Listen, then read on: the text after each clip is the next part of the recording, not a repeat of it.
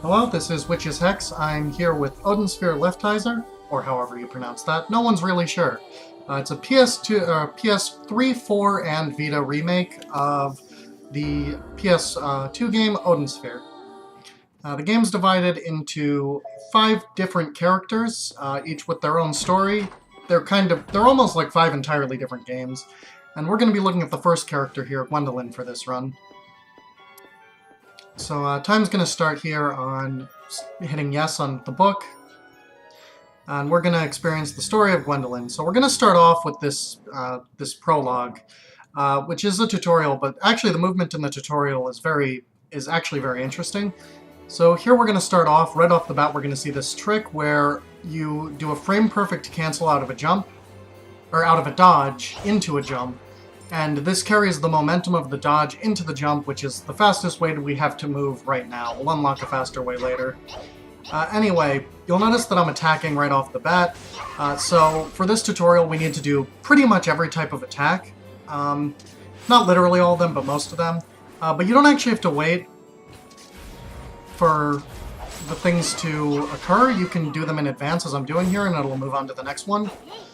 Sometimes. For some of this, like this rising attack, it doesn't work. If you do them fast enough, you actually prevent the enemy that you're supposed to demo them on from spawning. Which we do a couple times here. So that's the last one right there, is the glide attack. So now it's going to launch us into our first little combat session, where we're going to take a look at just how this works in action.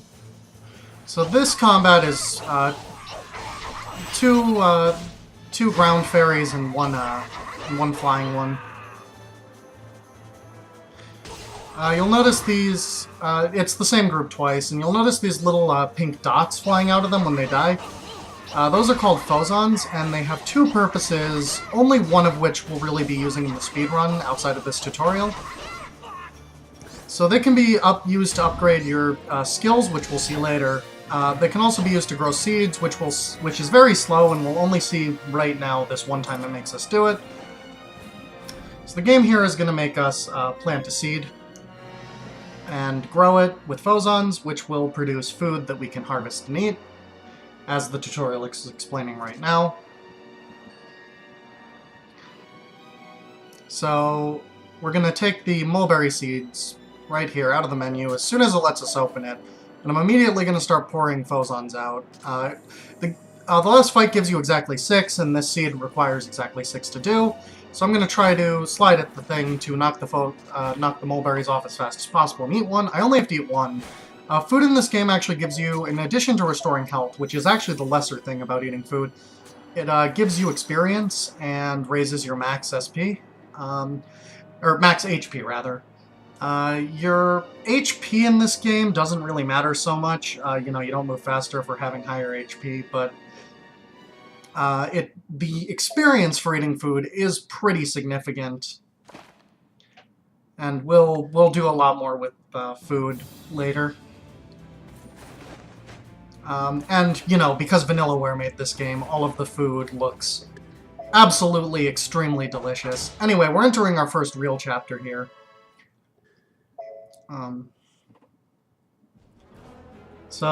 This is the Cauldron Roar, which is the big conflict in this game. The character we're playing as right now, Gwendolyn, is Odin's daughter.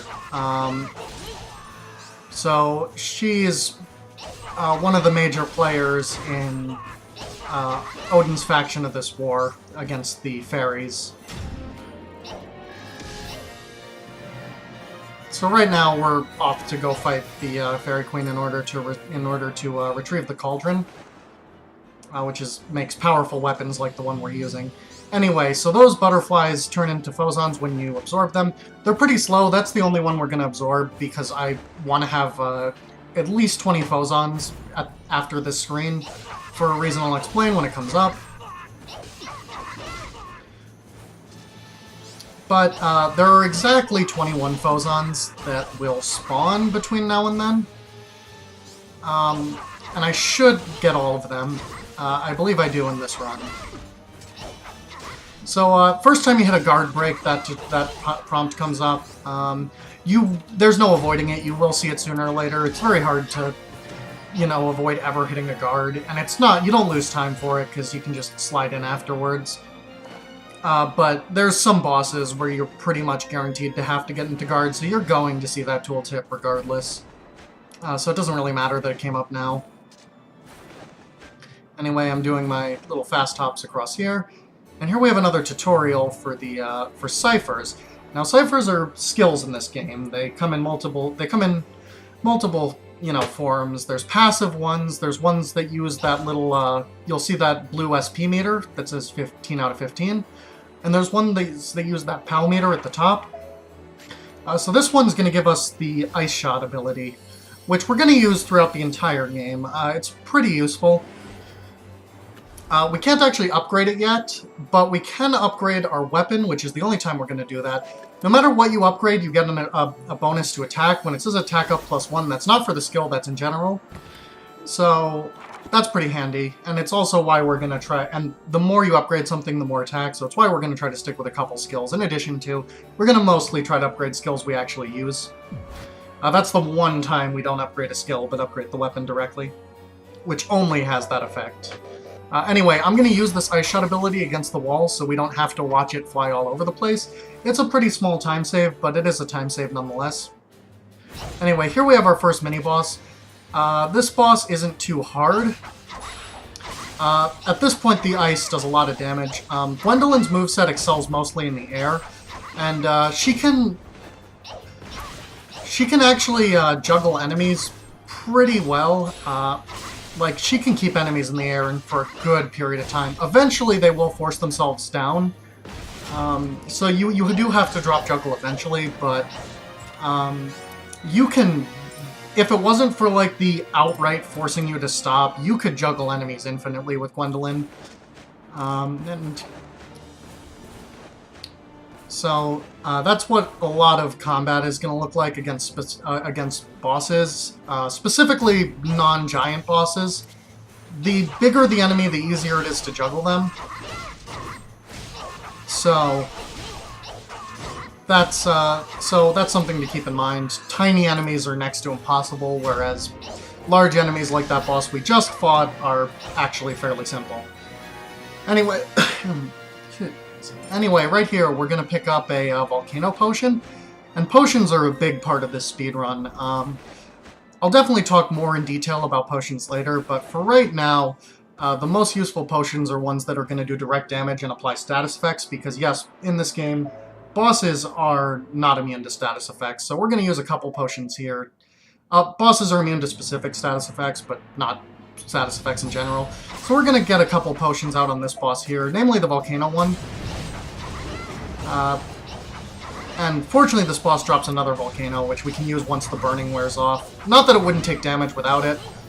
Unfortunately the timing on that attack was pretty bad, and I took a dizzy, which is just time loss. But other than that, this fight is going pretty decently. This boss has a move where it can hide underground, and that loses a lot of time. Fortunately, that's not going to occur this time.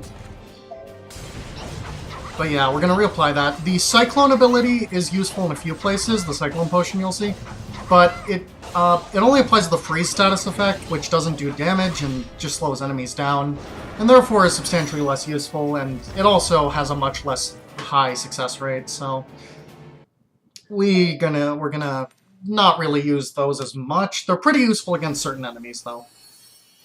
Anyway, the ability we've just unlocked here is Needle Strike. It's the best ability in the game, and we're going to use it throughout the entire run, and I'll explain exactly why when we start using it on the very next fight. But more on Phozons. Every level has 3 Phozons in it. One you get for beating the level, which we'll get all of. One you get for clearing out a specific room of enemies that always rewards a Phozon, or Cipher, rather.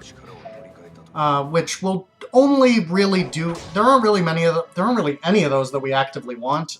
There's one that's required because it's in a room that you have to pass through, so we'll end up getting that one. And then there's ones that are hidden, and we'll get one of those. They're hidden in rooms that aren't marked on the map.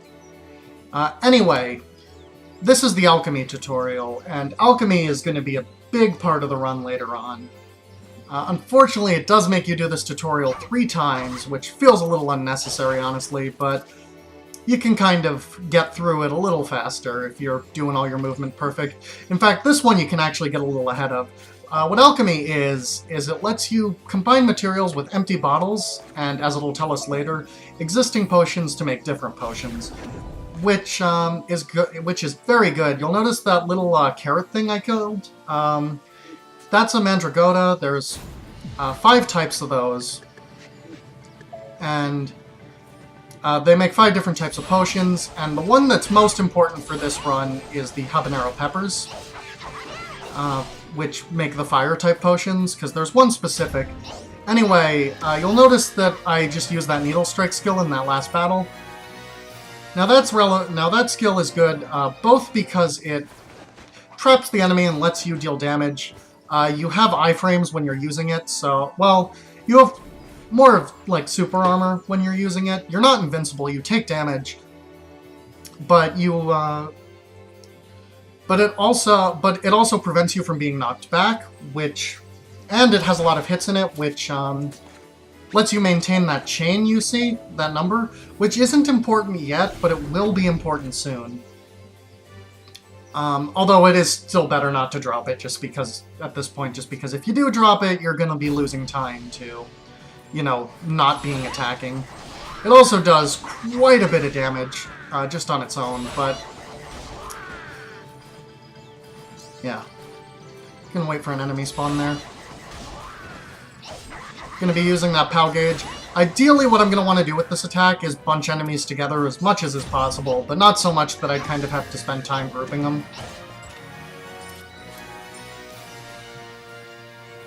But,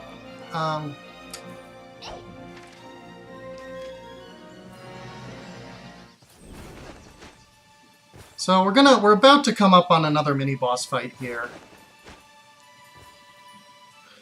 But first we have one more tutorial that teaches you about magic potion grades. Now, grades are an additional component to potions. The higher the grade, it's pretty simple. Higher grade, higher damage on the potion. So it's going to have us upgrade this health potion, and food especially gives a lot of bonuses. I'm not so much going to use food for that in the run. Depending on the luck we get, it's possible sometimes that you'll end up mixing food in. But but it doesn't usually happen. You usually end up just throwing in empty bottles, which also boost grade. So this boss, basically you can just wail on it. This boss has a couple things that it can do. It'll start spawning bears in a bit, those grizzly enemies we've seen. If you can actually time it right, it's good. When you get hit by an attack, and take damage, your POW gauge, which is what I have to pay to use this ability, if you'll notice it's draining, it'll refill, which lets me use my, needle strike more, which is a very good ability, so I want to be able to use it as much as possible. So, this chest dropped the first relevant piece of equipment here. The Power Stone, the power gauge we were just speaking about, actually. It increases the refill rate of that, so that's good. We're gonna be holding on to that until we get another item later on, which we'll be keeping for most of the run. So this room has beehives here. They take exactly 2 needle strikes into hit. They're best to take care of fast, because they'll spawn those bee enemies. The only reason to wait on killing them is if you get these grizzlies kind of bunched up like I got them here. You can kind of take them out all at once. So 2 needle strikes did the job there, because I, got more hits in with them. Also, a note about chests. You'll notice that every time I complete a room, I get a chest.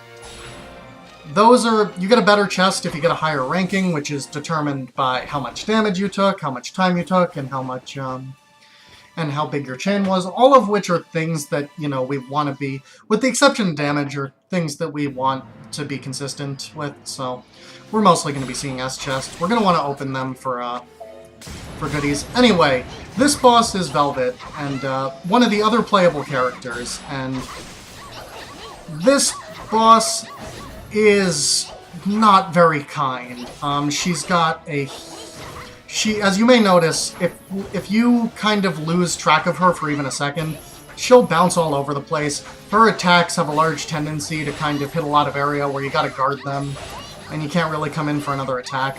Ideally you want to juggle her, but not only does this room, not only does she have a small hitbox, but this room you fight her in actually has a... So that was some unfortunate timing there with that potion. Didn't get to poison her. But this room is... Not only does she have a very hard hitbox, which makes it hard to juggle her, but she... this room also has a very low ceiling, and because the juggling takes you up generally, and it's kind of harder to lose height, and if you hit the top of the screen, you can't juggle anymore. So that's to be avoided, but because this room is so low, juggling Velvet for long periods of time is not always something that you can really rely on. But I brought Velvet back over here on purpose so that I can pick up this volcano. Because I'm going to want the Phozons too, but I want to quickly grab the volcano because that's a useful potion, especially for the next boss we're going to fight. But I mean, volcanoes are also pretty much universally useful against bosses. You're, with the exception of the one boss that's strong to fire, if you have a volcano for a boss, you probably want to use it.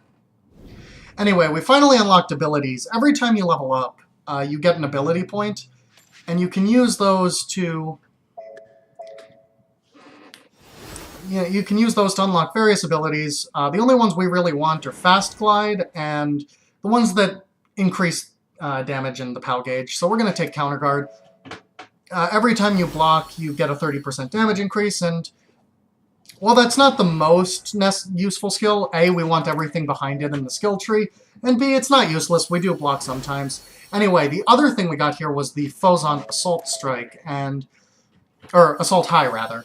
And Assault High is very good, and is going to be very important from now on to keep up our chain, because it boosts damage with the higher the chain is, and it's pretty significant, especially towards the end of the game when you're getting, like, chains with, like, 300, 400 hits in them on some of the later bosses. Like, you get a significant increase in damage from that.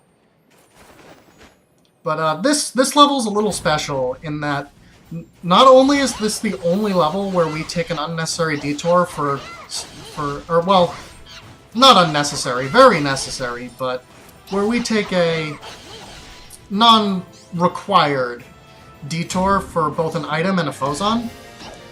This is the only level that's worth doing that in for Gwendolyn. And both of these things are absolutely worth it, and I'll explain what each of them are as we get to them. This room is full of these little ice crystal enemies that we're going to be seeing from now on. They have 1 health, meaning they will die even if you just touch them, but they'll inflict you with freeze, which is not ideal because it makes you move slow. If you block one, it'll die too and you don't take freeze, so if I'm moving fast already, when I approach one, I'll just block instead, which will kill it. So anyway, here we're going to get the best tutorial in the game. And you might be wondering why this tutorial is the best tutorial in the game. And this is where we introduce Murray, the traveling chef, who we will never see again after this point. Because he's very... like, it's very slow to use Murray. Although if you're playing casually, you're going to be sitting in front of Murray for hours and hours, just gaining a ton of levels. But, see, Murray can cook food. And as I explained before, food gives you experience. But if Murray cooks food... you can cook food, he can cook it into specific recipes, and those give a lot of experience. And if you were paying attention, I was level 5 before this tutorial. I'm now level 8. That is a pretty significant difference in power. You know, I'm going to be much stronger now after that tutorial, so... That was a good tutorial, is basically what I'm saying. Anyway, there's a lot of these vertical screens in this level, where you gotta just jump up. You can do like an upward attack to gain more height, but it's usually not worth it. Anyway, this boss is one of the more difficult bosses. You can't... So this boss constantly moving. The only weak point is that crystal. Ideally what you want to do is get these needle strikes next to it like that, but given the boss's movement, it gets difficult. If you're not needle striking, this boss has 1,000,001 ways to knock you down here. So, you gotta be careful. Ideally what I'm gonna want to do, although this is kind of hard to get consistently in practice, is attack when he does is use my flame strikes through attacks like that, so that I stay in place. So I think I'm gonna do it. Yeah, right there I did it. So I took damage, but that damage is actually a good thing because it replenished my POW meter,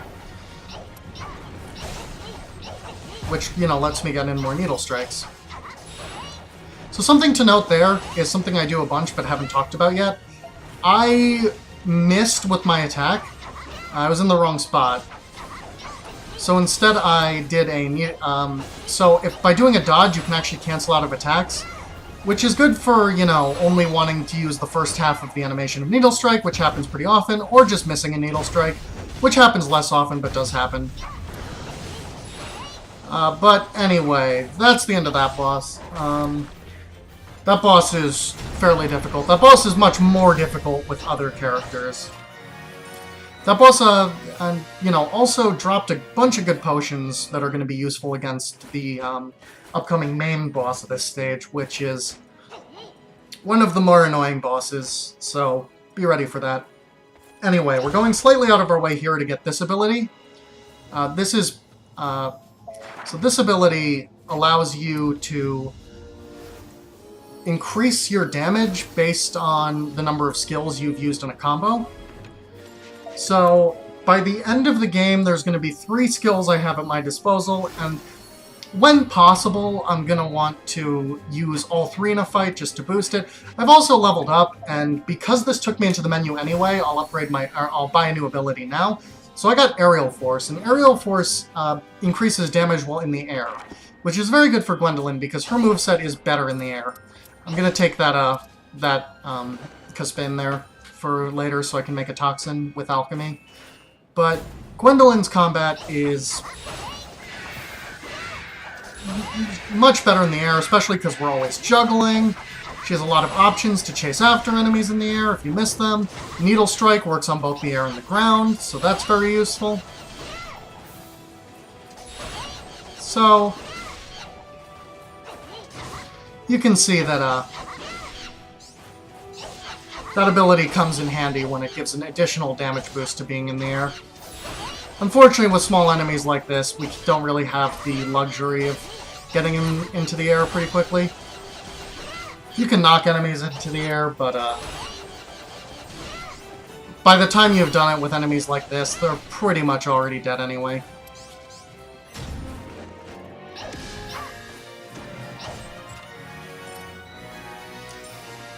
So, yeah. Pay attention to the money counter, by the way. I'm about to spend, or pretty soon I'm going to spend some of that. But after I spend it, we're going to want 525 money at the end of the run. And that number is important. But this boss is optional. It's the only optional boss we're going to fight. And the reason we're fighting this boss is because this boss will drop an equipment item that boosts damage output and input by 10%, which is pretty significant. You know, because I can equip. Once you unlock an item, they become purchasable from the vendors. So that means that I can equip 3 of them at once, which means that I do an additional 30% damage and take an additional 30% damage, which isn't as important, really. I can handle the damage up. I'm not going to die at any point in this run. But this boss is fairly trivial. You can just kind of wail and push the boss back forever. There's a couple things the boss can do that will mess you up if you have bad timing or just unlucky timing, but even if that happens, it's not a huge deal. A couple seconds of time loss. Anyway, I picked up that item, and now I'm going to go straight to the vendor, which is conveniently in the room right next to this one. And I'm going to buy 2 more, which I have more than enough money to do.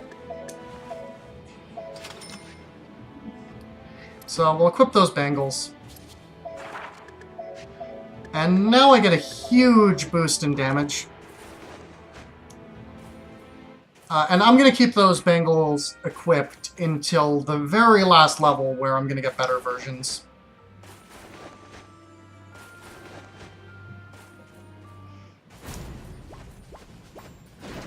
So these big trolls have a bunch of health, which means that they take a couple needle strikes, which is a little annoying, but they still die pretty fast.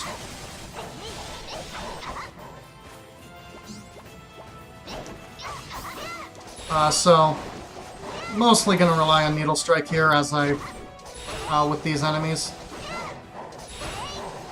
As is kind of our go-to strategy. When in doubt, needle strike.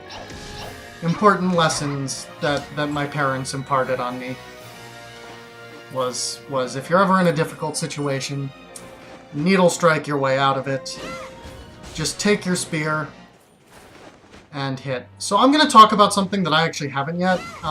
You'll notice that I'm no longer using the movement technique from before. I'm gliding. That's because I unlocked the fast glide ability, which lets me move faster. Anyway, I ate the hot cross bun there for an additional level before this boss. Now, this boss can be mean. So this is General Brigand, who you'll notice is not taking any damage yet. So he has 4 shields on his chest, and so long as he has shields on his chest, he can't take any damage. These chests are not removed by damage dealt, they're removed by number of hits. So I threw a toxin, I burned and poisoned this, I threw a blaze there, which is going to be very useful for keeping him on fire. Not only does it do a ton of damage, but it got a bunch of hits in. So I'm going to try to keep him in this fire, because I was lucky enough to have a blaze. But you'll notice that there's Valkyrie spawning. So the first one that spawns will come and bring him a new drink. That's not actually, because he'll drink it, and you can either use that to recover health, which I don't want, or spit it up at you. Fortunately, recovered health here. Recovering the drink isn't a big deal. It's not really worth attacking the Valkyrie that's pouring the drink. But if I don't kill this boss fast enough, you'll see the next group of Valkyries is coming up. They'll start to replace shields, which I really don't want. And unfortunately here, I kind of had bad timing with getting hit by that drink attack. And Brigand was unfortunately able to regain all 4 shields, which is a bit of a time loss. Ideally, you don't want that to happen. And usually you can prevent it, but just the combination of when he threw the drink and when the Valkyries showed up here was really not amazing luck, so I lost a bit of time to having to retake down the shields. But anyway, as per always, we get a new ability here. Icicle Wave is not useful, but it does give me an excuse to move around in this menu to level things up. So I have 4 ability points, which unlocks Backstab, which will give me a damage increase if I hit enemies from behind. Unfortunately, most enemies turn to face you no matter what, but that's not something we can control. So it's a little 20% damage bonus when we can get it. Anyway, this stage launches you straight into a mini boss fight. This is a pretty standard big enemy. You know. Unfortunately, I messed up the timing there. I meant to be using a needle strike there in order to be able to do what I did there, where I used the opportunity to refill my POW gauge. Fortunately, couldn't do it. But now I'm finally going to start to juggle. A note about boss health bars. When a boss health bar drains, the boss will automatically be stunned, which leaves them prone to be knocked into the air. So I know that I'll always get a chance to knock the boss into the air whenever a health bar empties. Although the boss fell that time when the health bar emptied. So no such luck there. So there we go. So we're now going to start seeing keys be at play. They're pretty self-explanatory. Sometimes you need to get through a locked door, so you got to go out of your way to get the key. They introduce us to keys in this little room where the key to the door is in the room, which is a little way to tell you how you're supposed to deal with rooms like that. Anyway, we're now invading back, the castle that we started in because Gwendolyn's been kind of exiled and forced into shame by being, forced into marriage, which is the ultimate, which is the ultimate dishonor for a Valkyrie. So, but she's reinvading because she's managed to obtain the big ring that activates the cauldron I mentioned earlier. So, we're gonna fight a lot of other Valkyries in this stage, and Valkyries are kind of annoying enemies. If you'll notice just right here is a perfect example of why. Valkyries love blocking. They block more than any other enemy type in the game. And, it takes time to guard break an enemy. It's slower than just going in and needle striking when it happens. And in addition to that, it's pretty easy for like a group of 5 enemies to cluster and then one of them's blocking. You go in with a needle strike, and then you only kill 4 of the enemies, which means that you have to do another one in order to kill the 5th enemy, which loses even more time. So, Valkyries are annoying like that.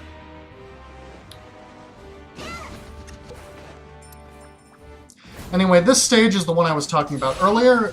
There's a Phozon reward, or a Cypher reward for beating this level, or beating this room, which I have to go through. It's not a specifically good one, but it'll give me an opportunity to go into the menus and upgrade some stuff. Because it's always faster to get into the menus when it forces me to, rather than doing it myself at any point. With one exception, there is exactly one time I go into the menus while playing as Gwendolyn in order to do that. Anyway, I picked up those grapes there because grapes are a pretty decent food item. Especially because I'm going to be doing something a little different with the food I'm eating at the end of this level, which I'll explain when I get there. But, yeah, so, freeze enhancement. Freeze is not a useful status effect, but I'm going to go over and I'm going to upgrade Needle Strike because if I have an opportunity to upgrade something, I'm picking Needle Strike. Needle Strike is the best option to upgrade, full stop. If it's between something else, you still want to upgrade other things, but Needle Strike should always be the top priority. Anyway, we're coming across probably the most annoying mini-boss in the game. So this is a blimp. We're fighting a blimp. After we kill 1 health bar off the blimp, the first mini-boss here we fought spawns. The blimp puts up this giant electric shield, which is guaranteed to throw me out of it. There's stuff flying absolutely everywhere, and I can't really always account for all of it. It's just not possible, really. But once you kill that first mini-boss again, although it only has 1 health bar this time, you get to strike the balloon more. Except for now there's this giant wheel of fire that's going to pop up in a second. There's a specific potion here that can drop that makes this fight a lot easier. Unfortunately, we didn't get it. It's kind of rare to get it here. But that being said, it was still a decent blimp fight. We didn't, you get thrown off the blimp a lot, and the good thing about the blimp is because it's so chaotic, and there's so many things and so many little enemies that spawn, you get a lot of great drops out of it. So, right there I got a blank material. There's an empty level 6 bottle, which I can use, 2 of them, and there was a level 6 health potion, which I'm never going to need a health potion as high as level 6, but I very well could use that instead in order to, alchemy it into a more useful potion, like a volcano, or something even more useful that I'll get into as I start making those potions. But this room's not too bad. It's Valkyries and dwarves.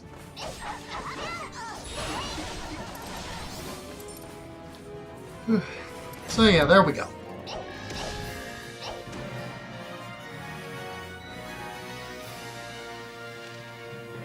So note about those little flyers that come up. They,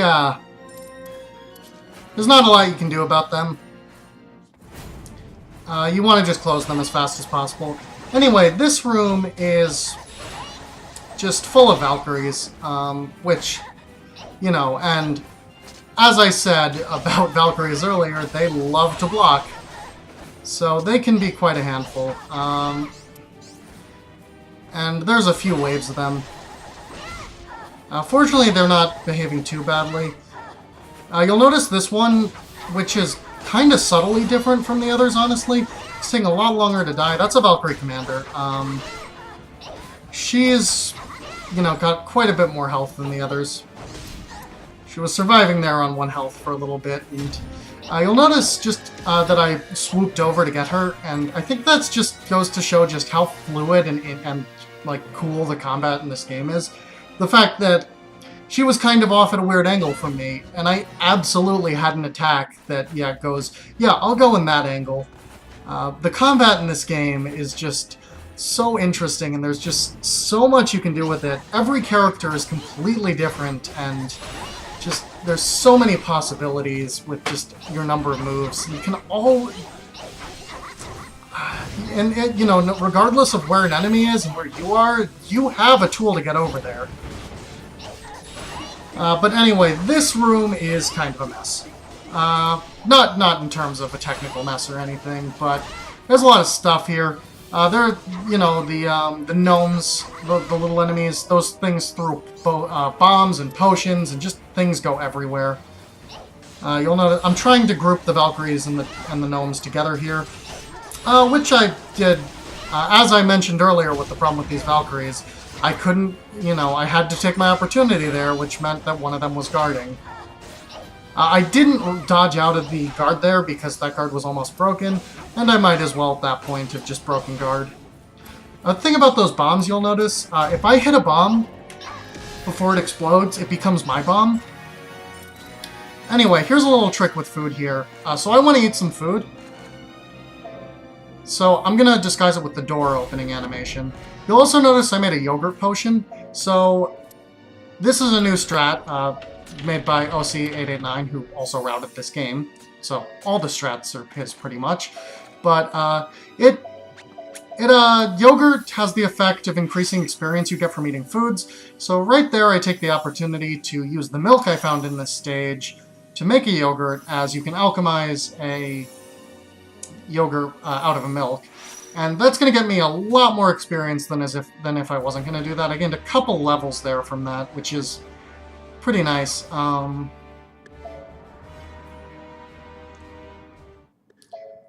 So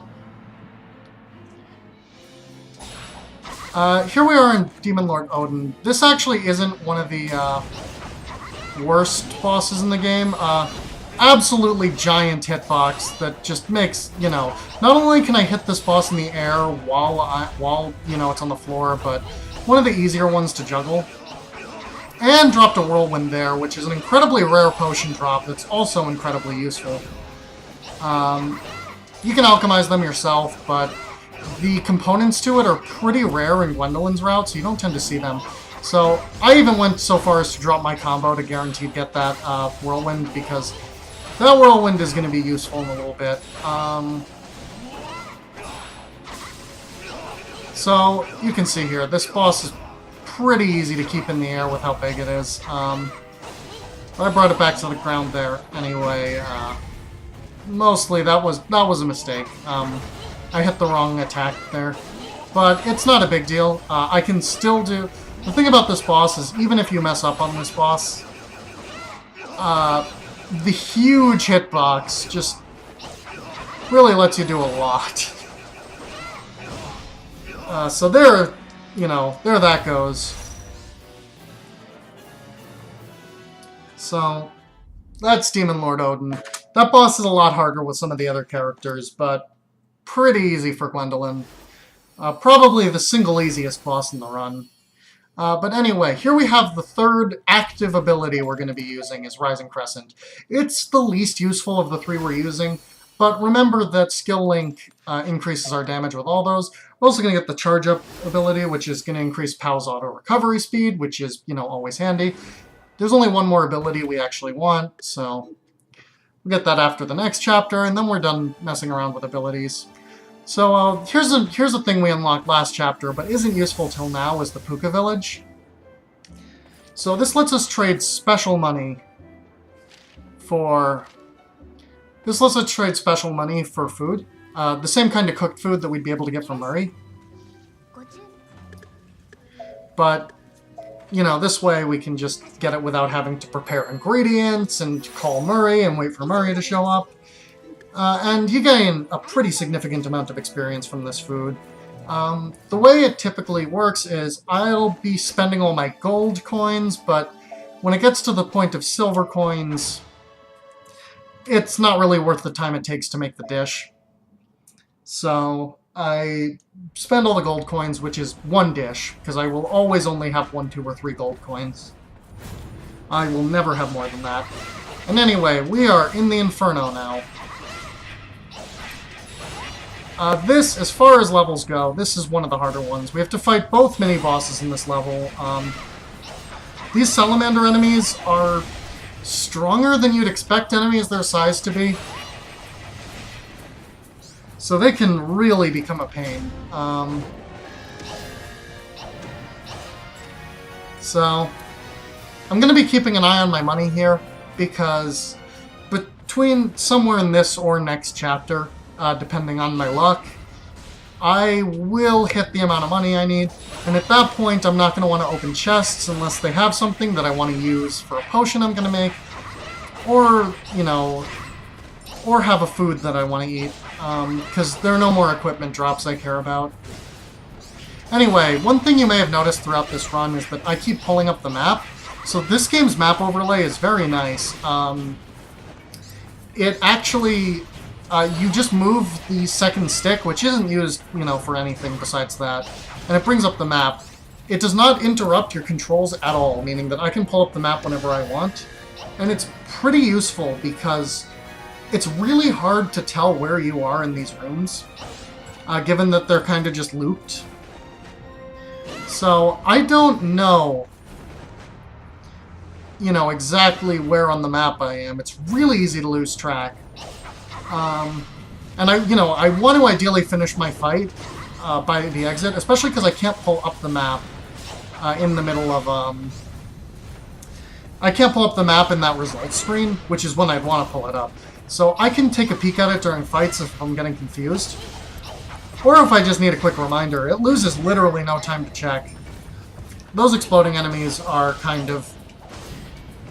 they are kind of very annoying. They can explode and hit you. That one exploding didn't matter because it's, you know, that was completely eaten by the end animation. Although it did knock me back by the wrong exit, but not as big of a deal as it could have been. Anyway, another milk there means another yogurt later.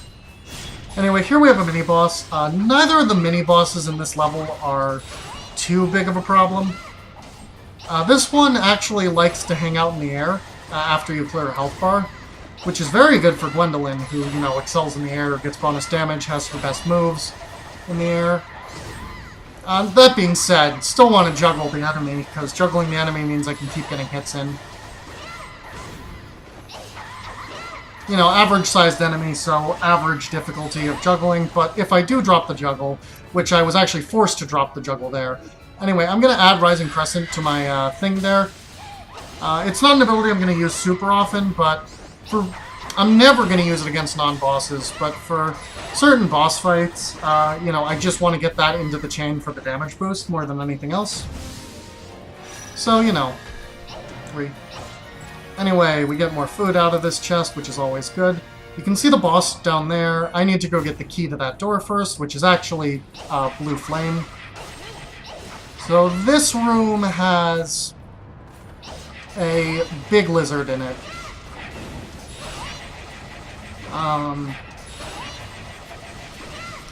Now, the big lizard is kind of annoying. It has a lot of health. Those lizards, lizards just have more health than they feel like they should, just overall.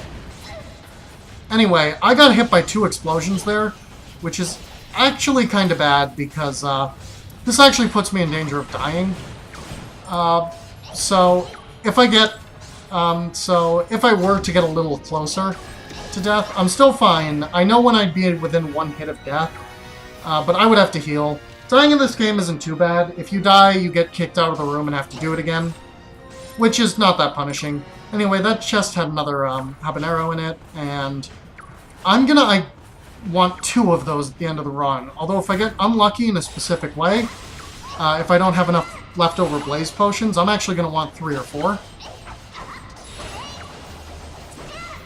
That's because those potions can be used to make a potion called Fire Spirits, which is very useful in the last chapter, and I'll explain exactly what it does when we get there. But for right now, this boss is larger than average, which makes for a pretty good juggle. The only thing to be extremely mindful of this boss is this boss is not too hard to stun and keep stunned, but if you kind of let the boss roam free and fail to stun the boss as it uses some specific attacks, which I actually think might happen here. It can be a lot of trouble. So, you know. Okay, you see where the boss was raising their staff there? If I wasn't able to get the stun in there, the boss would create this huge pillar of fire that would shoot up fire and would make it a lot harder to deal with. So I was able to get that done though, because I was pretty when they started, I was pretty close to emptying that health bar. So I got that, which means that which means I have the key, which means it's time to go to the boss. Now, this boss is the single hardest boss in the run.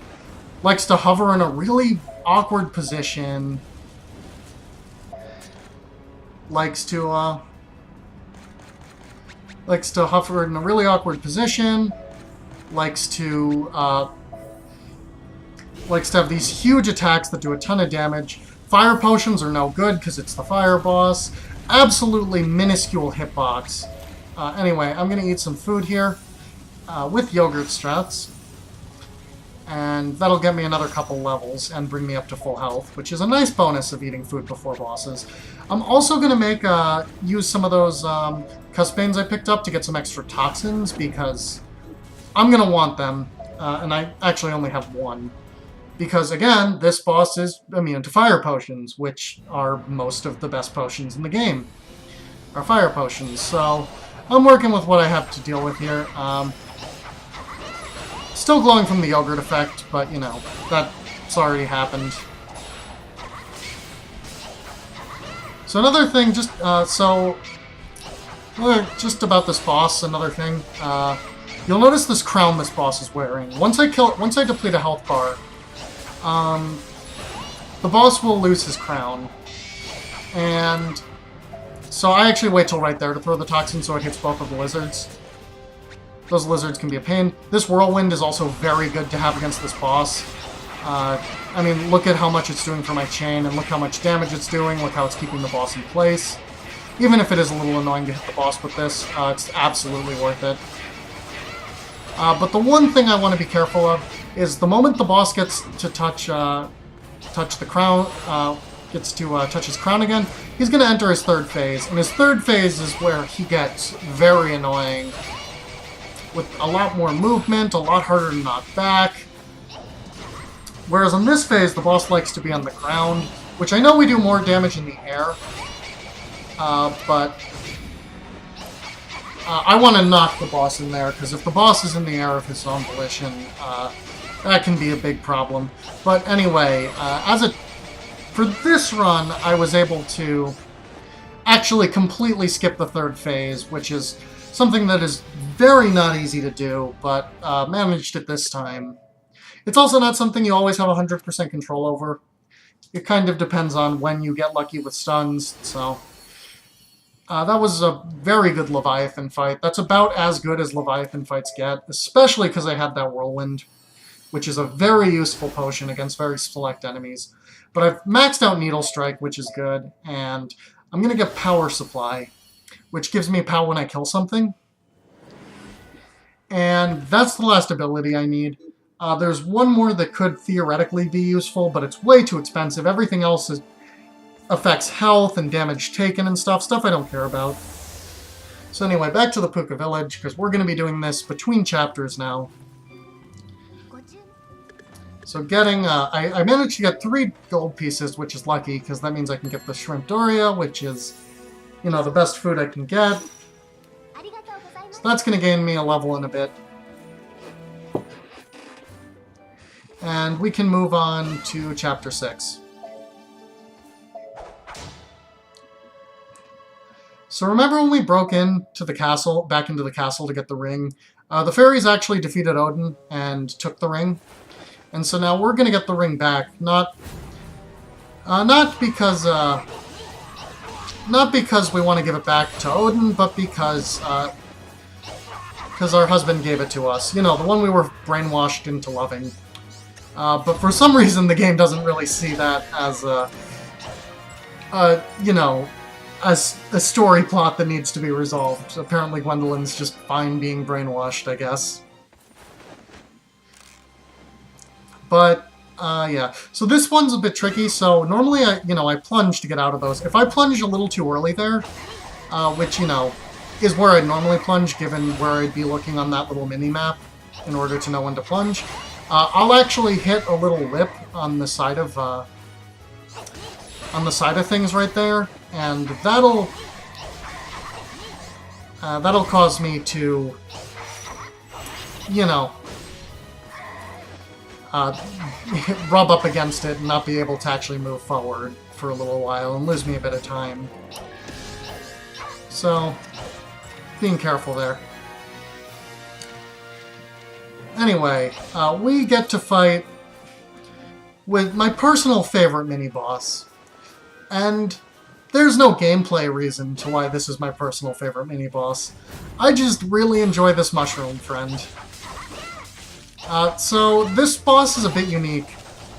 This boss has 3 phases, but it always starts in this little mushroom one. And it activates one of the other 2 at random. If the fight were to go on long enough, you'd see both, but you'll never see both in the speedrun because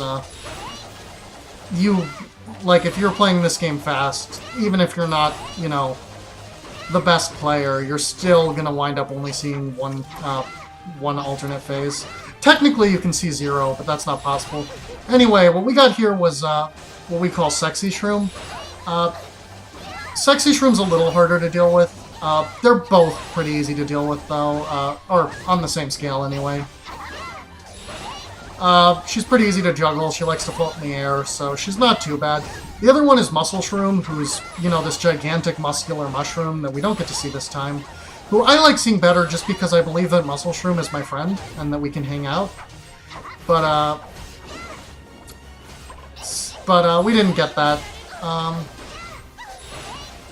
So we fight Sexy Shroom instead. Not a big deal.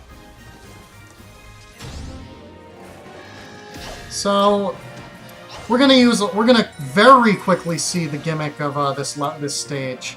So I'm gonna go in this door and then immediately leave it because there's a checkpoint in there that I can teleport to. Then I'm gonna go in here and go under this mushroom which shrinks me and then teleport to that point. I can then go through that door and then I'll cancel the dwarf state because fun fact, you can keep it well into this room and the game doesn't tell you can manually cancel it. It makes you think you gotta wait for it to run out. I have not talked to anyone who figured out you could cancel that casually on their first playthrough. Anyway, well, their first time encountering the mushroom anyway. But if you're in the dwarf state, you do very, very, very little damage. You will not be able to kill those fairies no matter what. You're gonna have to wait for it to wear off, and that's obscenely slow.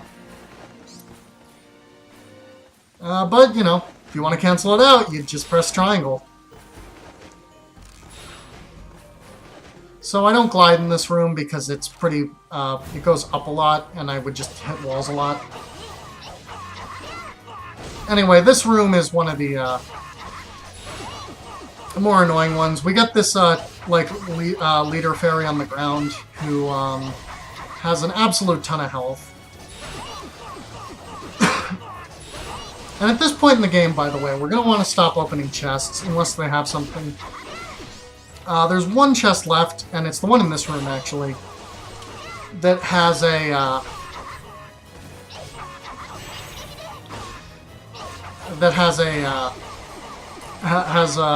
pure cocoa in it, which is a food that gives a lot of experience that I'm going to want before the next boss. So we're going to pick that up. So this enemy, this fairy captain, takes a really long time to die.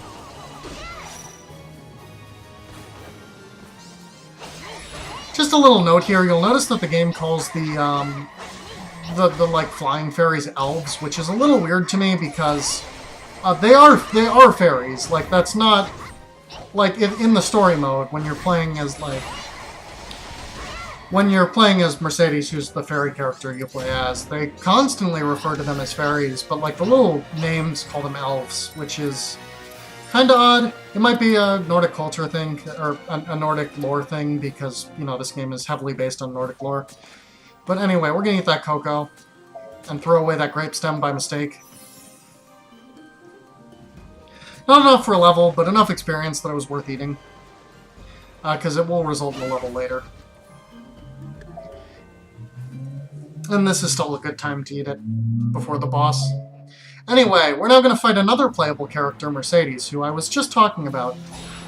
This boss is annoying. Not as bad as the last one, but still annoying. So she jumps all over the place. She has attacks. She summons so many other enemies to come to come around her. And she's flying with with guard, which she can do. That's also something that Leviathan, the last boss, could do, but she, you know, you can't guard break, so you kind of just have to suck it up. Anyway, the next boss is immune to toxins, so, well, is strong to toxins, so I should use that here. She's, you know, so you'll notice something she does is, so her gimmick is that she drains the POW gauge to attack when you're playing as her.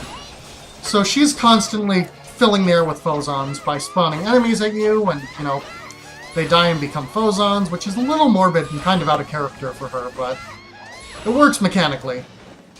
She'll also try to use extra phoson potions, and she'll try to absorb phosons, like she tried to use an extra phoson potion there, because she can do more powerful attacks with that, and they represented that in here, in her fight like this. So, yeah, the good news about that, though, is that if you stun her, she can't use, you know, the absorb phosons thing, so you can take them, and you wind up getting a lot of phosons for this fight. She also doesn't really bounce like other enemies. You see that she constantly manages to wiggle her way behind my Needle Strike, which is not something really anyone else can do, but she kind of gets like a bit of a little dodge, you know. So, you know, she can be pretty tough to deal with.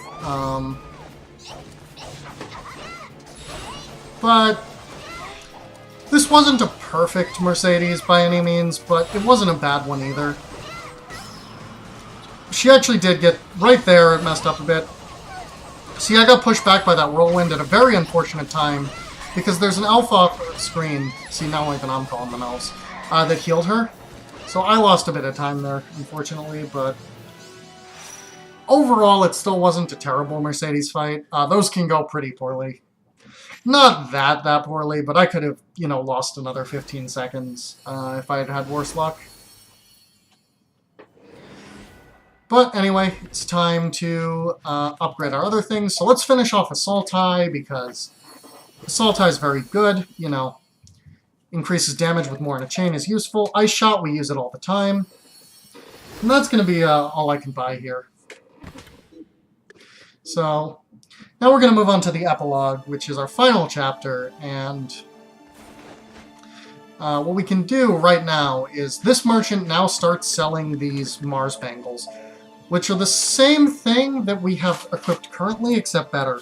So instead of increasing our damage by 30% between the three of them, they're going to increase our damage by 48%.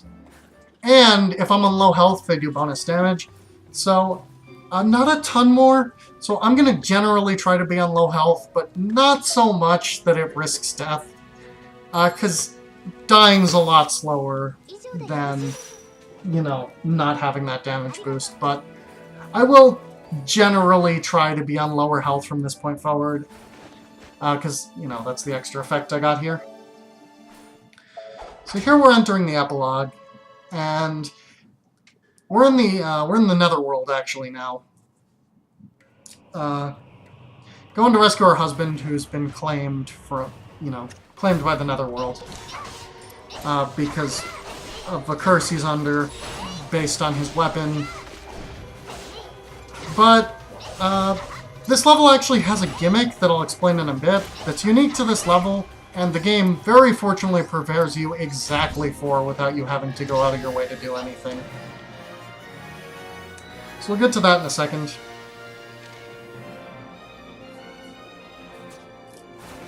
So, empty room here. And then the next room is actually going to have a mini chest as soon as we enter it. And I'm actually going to want what's in there. This is a shine potion. Which actually my bag was full, so I'm just going to make some potions that I would have to make later. So this potion I'm about to make is an overload. It boosts your damage, which is, incredibly important for future bosses. And while I'm in the menu anyway, I'm going to go ahead and mix up some other things. Those Cyclones are not very useful. Cyclone is not useful against any remaining enemies. So I'm going to turn, and I'm going to pour some other things to make sure I can get at least a rank 6 overload. So I'm going to make those right now. And then I'm also going to take my healing tonic and use a pepper to make fire spirits. Now, I didn't have a good blaze potion, which is a little unfortunate because that means that I won't have 2 fire spirits, because both the mini-boss and the next boss I want fire spirits for. But anyway, I'm going to throw, and I'll explain what they do, but very fortunately, as soon as I did that, another habanero spawned, and I'm going to go out of my way to pick that up now. Letting some enemies spawn while I do that. But, so I can make another one later. But anyway, these enemies are ghostly enemies. Ghostly enemies are only... You can only attack them while they're either near that, NPC you can see on the map, or when they're about to attack. But you can also throw down a shine, and they'll be vulnerable in the shine range. And that's the fastest way to deal with them, is throw down a shine. Unfortunately, there's 2 chests with shine potions in them. And there's 2 required rooms to go through that that have that type of enemy. So, I never really have to worry about that, making my own shine potions, or... they do a bit of damage when you throw them, and they stun enemies, but they're actually kind of... other than that effect here, they're not super useful. If you have a really high rank one, it'd be worth throwing. Because, damage. And hey, stuns aren't bad, but... Anyway, I got poison there on purpose, because the poison should bring me down some health. Which, is a good thing. Won't bring me down quite enough that I get a significant damage bonus, but lower health, higher damage. So, took a purposeful bit of poison there. Anyway, now we're up to the mini-boss here, and this mini-boss and the last boss share a common attribute that makes them very annoying, and is why I need to be more prepared on potions than I am for any other fights.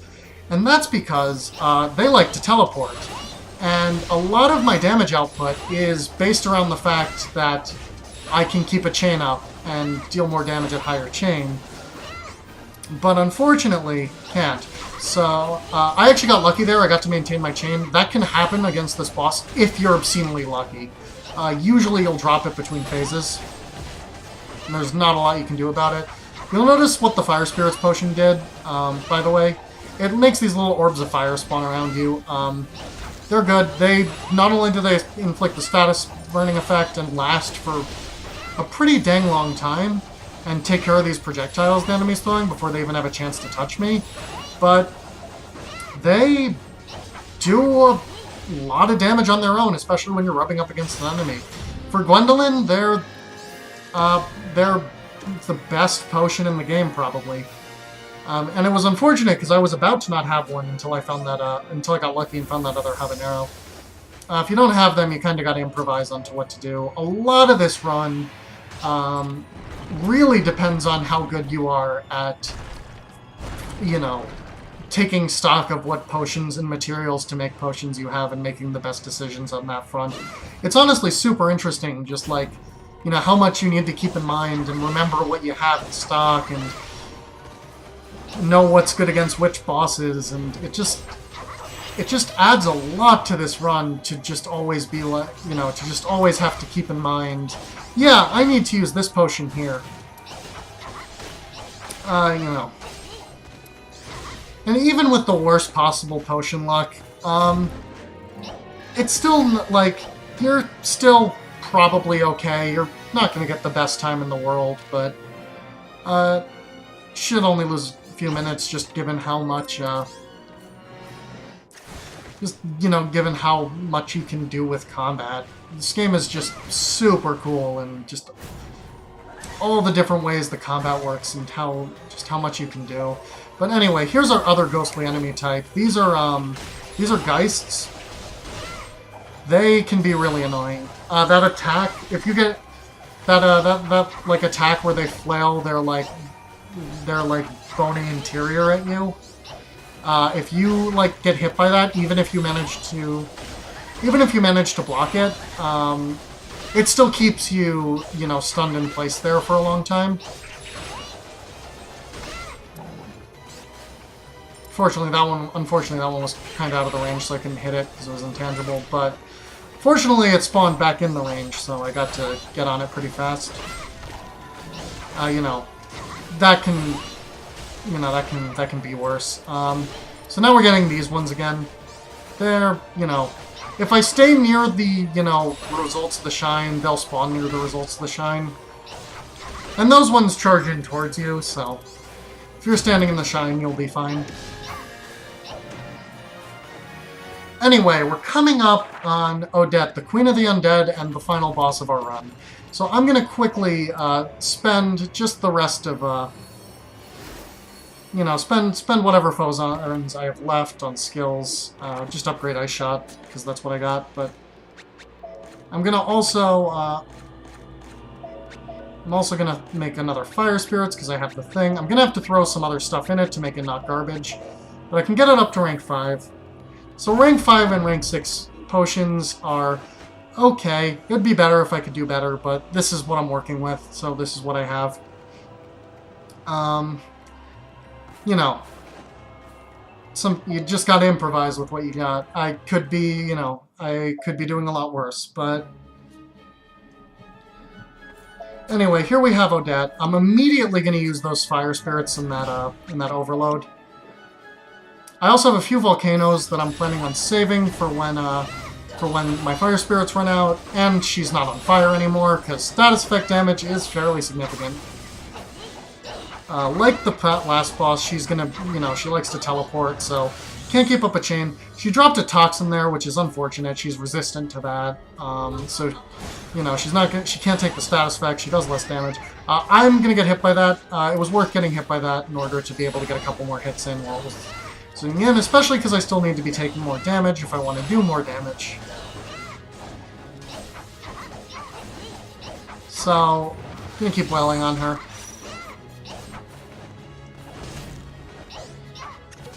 So So this phase, she's going to disappear. This attack is going to do too much, so I'm actually going to roll out the way. That would leave me too vulnerable if I were to take that hit. Poison's UN does a lot of damage. I didn't want to take the risk. But, you know, back to Welling on her. So she's gonna, this next health bar is gonna be her spider phase. So she's gonna spawn at normal at first, but she's gonna stand suspiciously upright and become invulnerable. And I was unfortunately crouching in slightly the wrong spot there, but it was still okay. Anyway, because she's so immobile in this spot, in this phase, usually, she actually walked this time, which is a little unfortunate. I'm gonna throw a blaze down here. And yeah, she jumped. She normally doesn't jump in that phase, which is unfortunate, because now I also need to get under her legs, but, because it's really bad to be stuck out here. I actually think she took so long to move them that I wound up going in a slower route, just because I got really bad luck with that phase. Yeah, so I had to jump over and plunge down instead to get back inside. Because normally she'll, like, lift up to try to attack you with them, but I couldn't get that luck this time. So here I'm going to throw one of my volcanoes, get her on fire again, do a bit of extra damage. Get the other one too, because she's almost dead. And she dropped another one, which is pretty nice.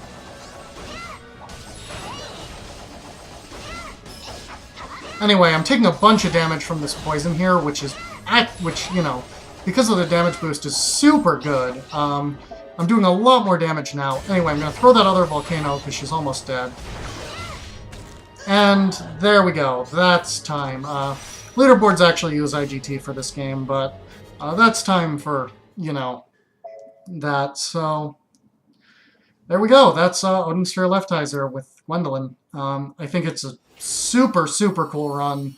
There's a lot to the combat, a lot to the potion, a lot to the potion usage, a lot to the planning. There's even a lot to just this, you know, the intermediate screen movements with the frame perfect dodge, you know, jumping out of the dodge rolls. So if you're watching this, thank you for watching this. I hope you enjoyed a little commentary on this, and have a nice day, everyone.